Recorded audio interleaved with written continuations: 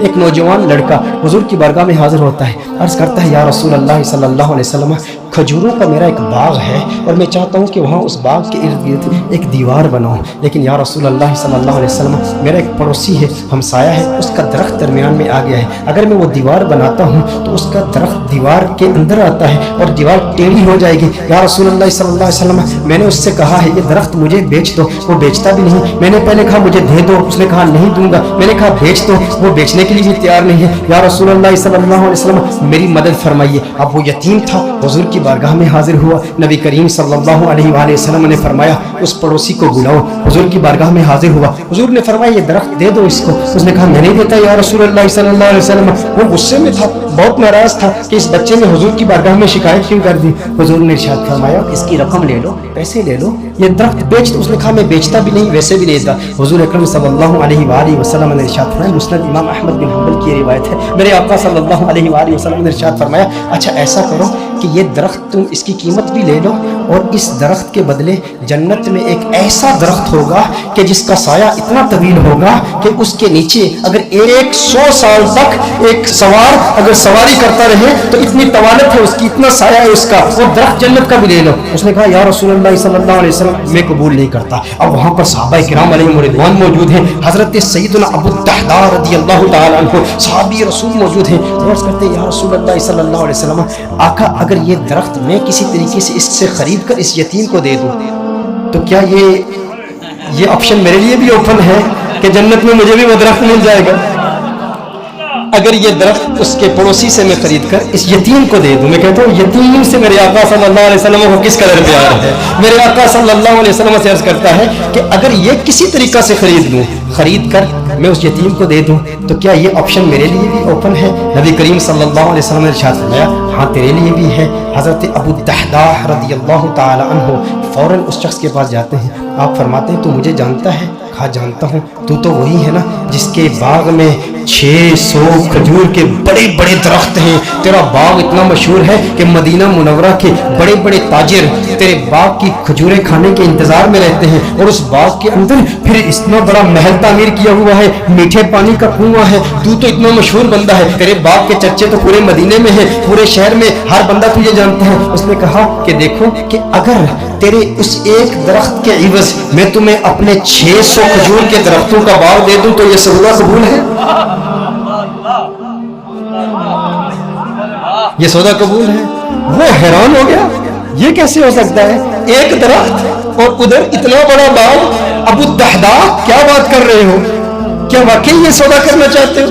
ابو الدحداء رضی اللہ تعالی عنہ نے فرمایا بالکل، وہ میرا پورا باغ تیرا 600 کھجور کے درخت ہیں، اس میں ایک بڑا ہی خوبصورت محل ہے اور اس کے گرد ایک بڑی نمایاں دیوار ہے جو مدینہ منورہ میں دور دور سے نظر آتی ہے، کہا وہ بھی تجھے دے دوں گا، وہ محل بھی تیرا، وہ ساری کھجوروں کے درخت بھی تیرے، وہ سارا باغ بھی تیرا، کس کے عوض؟ ایک درخت۔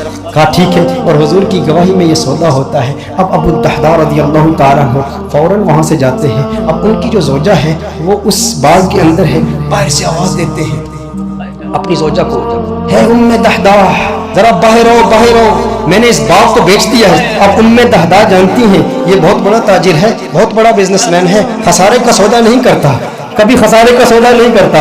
ام دحداء نے کہا ہے ابو الدحداء کیسے سودا کیا ہے؟ کہا جنت کے ایک درخت کے عوض میں نے بیچا ہے۔ اب دیکھو میرے دوستوں، اب دیکھو ام دحداء وہ نیک بخت خاتون، وہ خوش قسمت خاتون، اس کی عظمتوں کو سلام۔ آج آپ سوچیں کہ اگر آپ کی بیوی ہوتی اور آپ اپنے گھر جاتے اور اپنی بیوی سے کہتے ارے سنتی ہو باہر آ جاؤ باہر آ جاؤ، گھر سے باہر نکلو، یہ گھر اللہ کی راہ میں دے دیا ہے، وہ کہتی ارے ابھی تو یہ نیا ٹی وی رکھا ہے، ابھی کچھ زیورات رکھے، زیورات تو نکالنے دو، ارے نادان انسان تو نے کیا کیا، گھر ہی اللہ کی راہ میں دے دیا۔ ابو الدحداء رضی اللہ تعالیٰ عنہ نے باہر سے آواز دی، کہا ایک جنت کے درخت کے عوض۔ ام دحداء نے یہ بات سنی، کہا تو نے بڑے منافع کا سودا کیا ہے، بہت منافع کا سودا کیا ہے۔ ام دحداء فوراً اپنے بچوں کو پکڑ کے اس گھر سے باہر نکلتی ہے، باغ سے باہر نکلتی ہے، اب ننھے بچوں کے ہاتھ میں کچھ کھجوریں بھی ہیں، کھجوریں ان کے ہاتھ سے نکال کے کہتی ہے اب یہ کھجوریں ہماری نہیں ہیں، میں نہیں چاہتی کہ کوئی ایک کھجور اللہ کے راہ میں دیے گئے مال سے میں اپنے جیب میں رکھ لوں، تو لے لے، کہیں اس کی وجہ سے جنت کے درخت میں ہمیں خسارہ نہ ہو، کہیں جنت کے درخت سے محروم نہ ہو جائے۔ ساری کھجوریں لے کر باغ کے اندر رکھ جاتی ہے۔ کہا کہ اس کا ایک ننھا بیٹا تھا، اس کے منہ میں ایک کھجور تھی، मुंह से खजूर निकाल कर फौरन बाग में रख दी। कहा अब इस पर हमारा कोई हक नहीं है, ये अल्लाह का माल है, अब हमने अल्लाह की राह में दे दिया है। अब इस पर उलमा के दो कौल हैं। एक मारूफ कौल की रोशनी में अर्ज करता हूँ कि अबू दहदा रज़ियल्लाहु ताला अन्हु के इस बाग के अलावा उनके पास और कोई बाग भी नहीं था, उनके पास और कोई दौलत भी नहीं थी, उनके पास और कोई माल भी नहीं था। लेकिन अबू दहदा रज़ियल्लाहु ताला अन्हु हुजूर की बारगाह में फिर हाजिर होते हैं, अर्ज करते हैं या रसूल अल्लाह सल्लल्लाहु अलैहि वसल्लम, आका ये सौदा पक्का है ना, आका ये सौदा पक्का है ना। नबी करीम सल्लल्लाहु अलैहि वसल्लम खुश हो जाते हैं और हुजूर खुश होकर फरमाते हैं कम मिन इज़्किन रदाहिन लि अबी दहदा फिल जन्नह, कम मिन इज़्किन रदाहिन लि अबी दहदा फिल जन्नह, कम मिन इज़्किन रदाहिन लि अबी दहदा फिल जन्नह। रावी कहता है हुजूर बार बार पढ़ रहे, मुसलसल पढ़ रहे, मुसलसल ये जुमले कह रहे हैं अबू दहदा तेरे लिए जन्नत में कितने दरख्तों की, कितनी टहनियों पे कितनी खजूरें, माला माल है तू।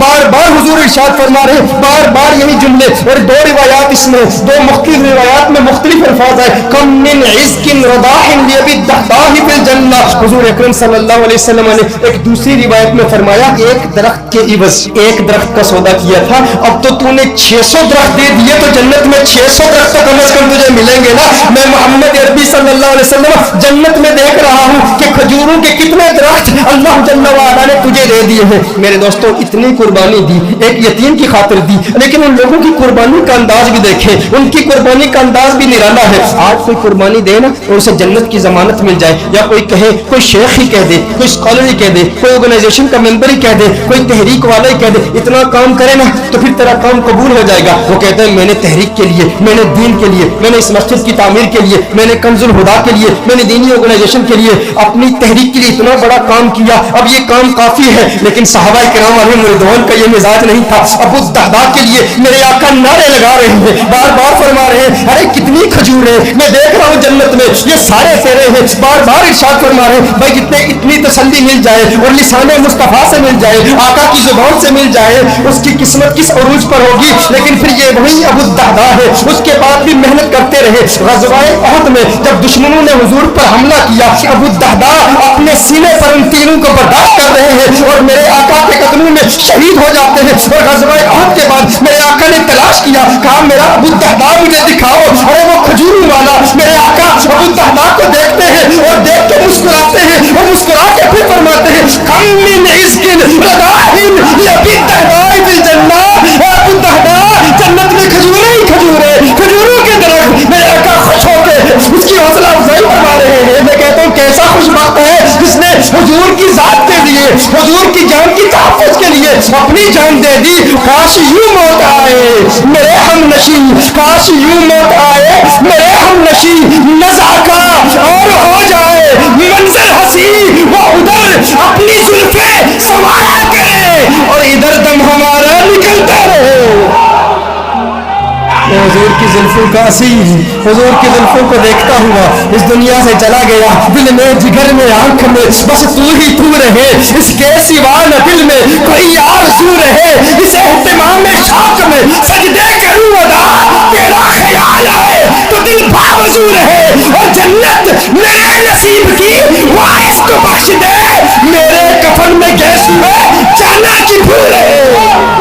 जो उनकी जुल्फों को असीर होते हैं वो ना अपना नाम मांगते हैं, ना वो तस्वीरें, ना वो एलानात के शौक रखते हैं।